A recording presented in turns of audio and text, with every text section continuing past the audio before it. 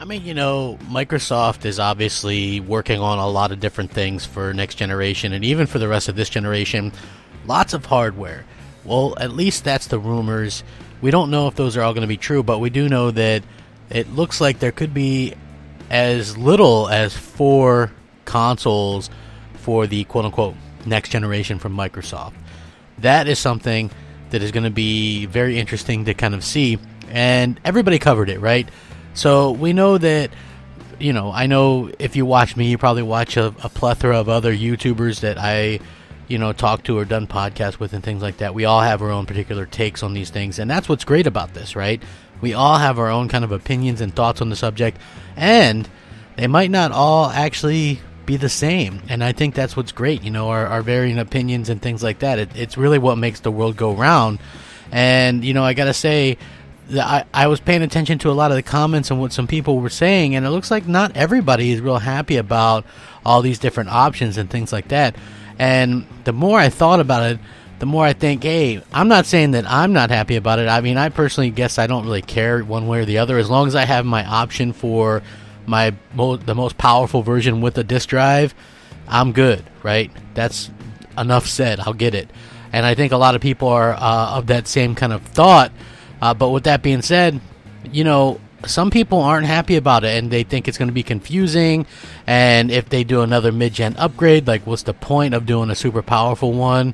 I just really, really think that, Microsoft could be making a little bit of a mistake with having so many different consoles, right? So if you look at it, you have the possibility of the diskless S next year, and then a replacement for the S the year after. Like, that doesn't make sense to me. There's a lot of things in this kind of scenario that don't really make sense to me, but at the end of the day, I guess it doesn't really have to make sense to me. It is putting pressure on Sony, and it puts pressure on Sony to maybe offer a little bit more than just the one option. You know what I mean? I think that Sony can't just come out with a PS5 and just that be the end of it. And then, 3 years later come out with a PS5 Pro.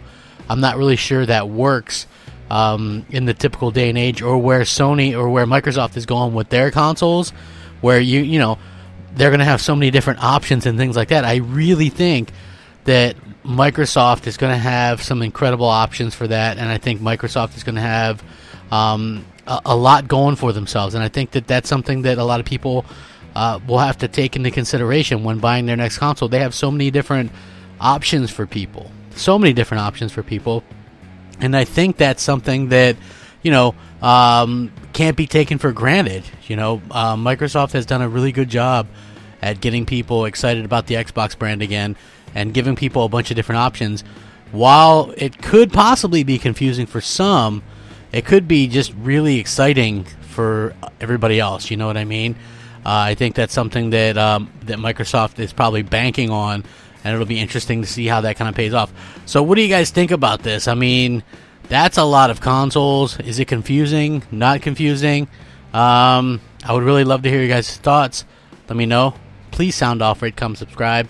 If you want to hit me up on Twitter at @_Crapgamer, Xbox Live, MOH Crapgamer. As always, thanks for watching. Have a great week, everybody. Crapgamer, out.